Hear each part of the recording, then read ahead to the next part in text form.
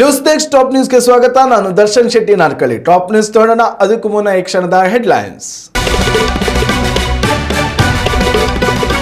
Railway ಪ್ರಯಾಣಿಕರಿಗೆ ಕೇಂದ್ರ ಸರ್ಕಾರದಿಂದ ಗುಡ್ ನ್ಯೂಸ್. ಜನವರಿ 14ರಿಂದ ಮುಂಗಡ ಬುಕ್ಕಿಂಗ್ಗೆ ಡಿಸ್ಕೌಂಟ್.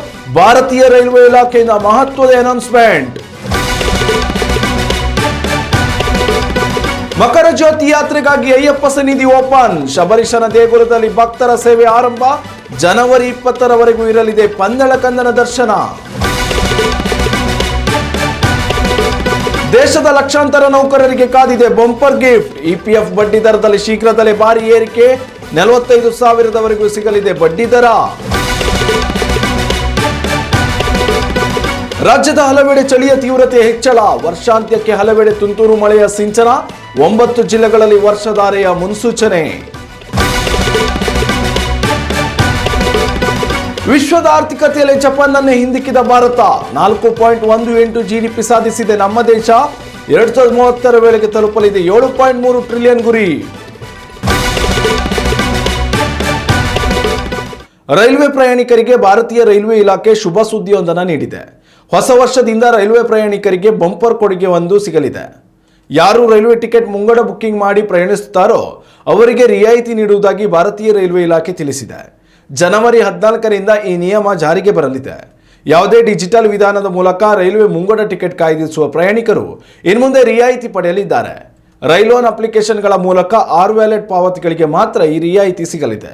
3% ಕ್ಯಾಶ್ ಬ್ಯಾಕ್ ಮರಳಿ ನಿಮ್ಮ ಖಾತೆಗೆ ಜಮೆಯಾಗಲಿದೆ ಎಂದು ಭಾರತೀಯ ರೈಲ್ವೆ ಇಲಾಖೆ ಮಾಹಿತಿ ನೀಡಿದೆ. ಡಿಜಿಟಲ್ ಬುಕ್ಕಿಂಗ್ ಪ್ರಮಾಣವನ್ನು ಹೆಚ್ಚಿಸುವ ನಿಟ್ಟಿನಲ್ಲಿ ರೈಲ್ವೆ ಇಲಾಖೆ ಮಹತ್ವದ ಕ್ರಮ ಕೈಗೊಂಡಿದೆ. ಇದಕ್ಕಾಗಿ ಅಗತ್ಯ ಸಾಫ್ಟ್ವೇರ್ಗಳನ್ನು ಅಪ್ಡೇಟ್ ಮಾಡಬೇಕಾದ ಅವಶ್ಯಕತೆ ಇದೆ. ಮುಂದಿನ ವರ್ಷದ ಜನವರಿ 16ರಿಂದಲೇ ಈ ಆಫರ್ ಜಾರಿಗೆ ಬರುತ್ತಿರುವುದರಿಂದ ಭಾರತೀಯ ರೈಲ್ವೆ ಇಲಾಖೆ ತ್ವರಿತಗತಿಯಲ್ಲಿ ಸಾಫ್ಟ್ವೇರ್ ಅಪ್ಡೇಟ್ ಕಾರ್ಯ ಕೈಗೊಂಡಿದೆ. ಉತ್ತಮ ಸಂಸ್ಕಾರಯುತ ಶಿಕ್ಷಣದೊಂದಿಗೆ VSS English medium CBSE school Udupi Muddur.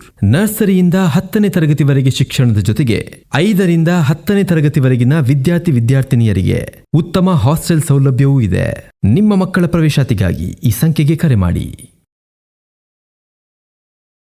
Ayyappa ಸ್ವಾಮಿಗಾಗಿ ವಿಶ್ವದಾದ್ಯಂತ ಭಕ್ತರಿದ್ದಾರೆ. ಅದರಲ್ಲೂ ಮಕರ ಜ್ಯೋತಿ ಯಾತ್ರೆಗಾಗಿ ಶಬರಿಮಲೆ ಮಾಲೆ ಧರಿಸುವ ಭಕ್ತರ ಸಂಖ್ಯೆಯಂತೂ ಅಗಣಿತ. ಈ ಬಾರಿ ಕೂಡ ಸಾಕಷ್ಟು ಮಂದಿ ಅಯ್ಯಪ್ಪ ಸ್ವಾಮಿ ಮಾಲೆ ಧರಿಸಿದ್ದು ಪಂದಳಕಂದನ ದರ್ಶನಕ್ಕಾಗಿ ಕಠಿಣ ವ್ರತಾಚರಣೆಯಲ್ಲಿ ನಿರತರಾಗಿದ್ದಾರೆ. ಈ ಬಾರಿಯ ಮಕರ ಜ್ಯೋತಿ ದರ್ಶನಕ್ಕಾಗಿ ಆಗಮಿಸುವ ಭಕ್ತರಿಗಾಗಿ ಶಬರಿಮಲೆ ಅಯ್ಯಪ್ಪ ಸನ್ನಿಧಿಯ ಬಾಗಿಲನ್ನು ತೆರೆಯಲಾಗಿದೆ. ನಿನ್ನೆ ಸಂಜೆ 5 ಗಂಟೆ ಸುಮಾರಿಗೆ ಮೇಲ್ಕಾಂತಿ ಇಟಿ ಪ್ರಸಾದ್ ಅವರು ಮುಖ್ಯ ಪೀಠಾಧಿಪತಿ ಮಹೇಶ್ ಮೋಹನಾರ್ ನೇತೃತ್ವದಲ್ಲಿ ದೇವಸ್ಥಾನದ ಬಾಗಿಲನ್ನು ತೆರೆದಿದ್ದಾರೆ. ಇದಾದ ಬಳಿಕ ಮೇಲ್ಕಾಂತಿಯವರಿಂದ ಕೀ ಹಾಗೂ ವಿಭೂತಿಯನ್ನು ಸ್ವೀಕರಿಸಿದರು. ಇದಾದ ಬಳಿಕ ಭಕ್ತರಿಗೆ 18 ಮೆಟ್ಟಿಲುಗಳನ್ನು ಹತ್ತಲು ಅವಕಾಶ ಮಾಡಿಕೊಡಲಾಯಿತು. ಮಂಡಲ ಮಹೋತ್ಸವಕ್ಕೂ ಈ ಬಾರಿ ಕಿಕ್ಕಿರಿದು ಭಕ್ತರು ಆಗಮಿಸಿದರು. ಡಿಸೆಂಬರ್ 27ರಂದು ದೇವಸ್ಥಾನದ ಬಾಗಿಲು ಮುಚ್ಚಲಾಗಿತ್ತು. ಇನ್ನು ಜನವರಿ 20ರವರೆಗೂ ಅಯ್ಯಪ್ಪ ಸನ್ನಿಧಿಯ ಬಾಗಿಲು ತೆರೆದೇ ಇರಲಿದೆ. ಈ ಬಾರಿ ಮಕರ ಜ್ಯೋತಿ ದರ್ಶನಕ್ಕೆ ಲಕ್ಷಾಂತರ ಸಂಖ್ಯೆಯಲ್ಲಿ ಶಬರೀಶನ ಭಕ್ತಾದಿಗಳು ಆಗಮಿಸುವ ನಿರೀಕ್ಷೆ ಇದೆ. 2025-26ನೇ ಸಾಲಿನ ಹಣಕಾಸು ವರ್ಷದಿಂದ ಇಪಿಎಫ್ಗೆ ಹೆಚ್ಚಿನ ಬಡ್ಡಿ ದರ ಅನ್ವಯವಾಗುತ್ತಿರುವ ಹಿನ್ನೆಲೆಯಲ್ಲಿ ಲಕ್ಷಾಂತರ ನೌಕರರು ಬಂಪರ್ ಲಾಟರಿ ಪಡೆಯುವ ಸಾಧ್ಯತೆ ಇದೆ. ಸದ್ಯಕ್ಕಿರುವ ಮಾಹಿತಿಯ ಪ್ರಕಾರ ಕೇಂದ್ರ ಸರ್ಕಾರವು ಇಪಿಎಫ್ ಬಡ್ಡಿ ದರವನ್ನು 9% ಹೆಚ್ಚಳ ಮಾಡಲಿದೆ ಎಂದು ತಿಳಿದು ಬಂದಿದೆ. ಕಳೆದ ವರ್ಷಕ್ಕೆ ಹೋಲಿಕೆ ಮಾಡಿದರೆ ಇದು ಅತ್ಯಧಿಕ ಪ್ರಮಾಣದ ಬಡ್ಡಿ ದರದ ಏರಿಕೆ ಆಗಿರಲಿದೆ. ಒಂದು ವೇಳೆ ಇದಕ್ಕೆ ಅನುಮೋದನೆ ದೊರಕಿದ್ದಲ್ಲಿ ಬರೋಬ್ಬರಿ 75 ಮಿಲಿಯನ್ ನೌಕರರಿಗೆ ಪ್ರಯೋಜನ ಸಿಗಲಿದೆ. ನಿವೃತ್ತಿ ಉಳಿತಾಯದ ಮೇಲೆ ಹೆಚ್ಚಿನ ಲಾಭವನ್ನು ಪಡೆಯಲಿದ್ದಾರೆ. ಮುಂದಿನ ಇಪಿಎಫ್ ಟ್ರಸ್ಟಿಗಳ ಮಂಡಳಿಯ ಸಭೆಯಲ್ಲಿ ಈ ನಿರ್ಧಾರ ತೆಗೆದುಕೊಳ್ಳುವ ನಿರೀಕ್ಷೆ ಇದ್ದರೂ ಅಂತಿಮ ಬಡ್ಡಿ ದರದ ಕುರಿತು ಇನ್ನೂ ಯಾವುದೇ ಅಧಿಕೃತ ಘೋಷಣೆಯಾಗಿಲ್ಲ. ಒಂದು ವೇಳೆ ಕೇಂದ್ರ ಸರ್ಕಾರ 9% ಇಪಿಎಫ್ ಬಡ್ಡಿ ದರ ಘೋಷಣೆ ಮಾಡಿದರೆ ಪಿಎಫ್ ಫಲಾನುಭವಿಗಳು ಗಣನೀಯ ಪ್ರಮಾಣದಲ್ಲಿ ಬಡ್ಡಿ ದರವನ್ನು ಪಡೆಯಲಿದ್ದಾರೆ. ಉದಾಹರಣೆಗೆ 5 ಲಕ್ಷ ಪಿಎಫ್ ಬ್ಯಾಲೆನ್ಸ್ ಹೊಂದಿರುವವರು 45,000 ಬಡ್ಡಿ ದರ ಗಳಿಸುತ್ತಾರೆ. ಅದೇ ರೀತಿ 4 ಲಕ್ಷಕ್ಕೆ 36,000, 3 ಲಕ್ಷ ರೂಪಾಯಿ ಬ್ಯಾಲೆನ್ಸ್ ಹೊಂದಿರುವವರು 27,000 ರೂಪಾಯಿಗಳ ಬಡ್ಡಿ ದರ ಪಡೆಯಲಿದ್ದಾರೆ. 2024-25ನೇ ಸಾಲಿನಲ್ಲಿ 8.25% ಬಡ್ಡಿ ದರ ನೀಡಲಾಗಿತ್ತು. ಈ ಪ್ರಮಾಣದಲ್ಲಿ 0.75% ಬಡ್ಡಿ ದರ ಏರಿಕೆ ನೀಡಲು ಉತ್ತೇಜಿಸುವ ಮೂಲಕ ದೀರ್ಘಾವಧಿ ಉಳಿತಾಯದ ಕಡೆಗೆ ಜನರನ್ನು ಸೆಳೆಯಲು ಕೇಂದ್ರ ಸರ್ಕಾರ ನಿರ್ಧರಿಸಿದೆ ಎನ್ನಲಾಗಿದೆ. ಉತ್ತಮ ಸಂಸ್ಕಾರಯುತ ಶಿಕ್ಷಣದೊಂದಿಗೆ VSS English medium CBSE school Udupi Muddur. ನರ್ಸರಿಯಿಂದ 10ನೇ ತರಗತಿವರೆಗೆ ಶಿಕ್ಷಣದ ಜೊತೆಗೆ 5ರಿಂದ 10ನೇ ತರಗತಿವರೆಗಿನ ವಿದ್ಯಾರ್ಥಿನಿಯರಿಗೆ ಉತ್ತಮ ಹಾಸ್ಟೆಲ್ ಸೌಲಭ್ಯವೂ ಇದೆ. ನಿಮ್ಮ ಮಕ್ಕಳ ಪ್ರವೇಶಾತಿಗಾಗಿ ಈ ಸಂಖ್ಯೆಗೆ ಕರೆ ಮಾಡಿ. ರಾಜ್ಯದಲ್ಲಿ ಚಳಿಯ ತೀವ್ರತೆ ಹೆಚ್ಚುತ್ತಿರುವುದು ಒಂದೆಡೆಯಾದರೆ ವರ್ಷಾಂತ್ಯದ ದಿನವಾದ ಇಂದು ಹಾಗೂ ನಾಳೆ ಹೊಸ ವರ್ಷದಂದು ರಾಜ್ಯದ ಕೆಲವೆಡೆ ಮಳೆಯಾಗಲಿದೆ ಎಂದು ಭಾರತೀಯ ಹವಾಮಾನ ಇಲಾಖೆ ತಿಳಿಸಿದೆ. ವಾಯುಭಾರ ಕುಸಿತದ ಪರಿಣಾಮದಿಂದಾಗಿ ರಾಜ್ಯದ 9 ಜಿಲ್ಲೆಗಳಲ್ಲಿ ಹಗುರ ಪ್ರಮಾಣದಲ್ಲಿ ಮಳೆಯಾಗಲಿದೆ ಎಂದು ಐಎಂಡಿ ಮಾಹಿತಿ ನೀಡಿದೆ. ಬಂಗಾಳ ಕೊಲ್ಲಿಯಲ್ಲಿ ವಾಯುಭಾರ ಕುಸಿತದಿಂದಾಗಿ ಚಾಮರಾಜನಗರ, ಕೋಲಾರ, ಮಂಡ್ಯ, ಬೆಂಗಳೂರು ಗ್ರಾಮಾಂತರ, ಬೆಂಗಳೂರು ನಗರ, ಚಿಕ್ಕಬಳ್ಳಾಪುರ, ಮೈಸೂರು, ತುಮಕೂರು ಹಾಗೂ ರಾಮನಗರ ಜಿಲ್ಲೆಗಳಲ್ಲಿ ಡಿಸೆಂಬರ್ 31 ಹಾಗೂ ಜನವರಿ 1ರಂದು ಲಘು ಪ್ರಮಾಣದಲ್ಲಿ ಮಳೆಯಾಗುವ ನಿರೀಕ್ಷೆ ಇದೆ. ಇನ್ನು ಕರ್ನಾಟಕದ ಒಳನಾಡು ಭಾಗಗಳಲ್ಲಿ ದಟ್ಟ ಮಂಜು ಕವಿದ ವಾತಾವರಣ ಮುಂದುವರಿಯಲಿದೆ. ಬೀದರ್ ಹಾಗೂ ಬೆಳಗಾವಿ ಭಾಗಗಳಲ್ಲಿ ಕನಿಷ್ಠ ತಾಪಮಾನ 9 ರಿಂದ 11 ಡಿಗ್ರಿ ಸೆಲ್ಸಿಯಸ್ ಇರಲಿದೆ.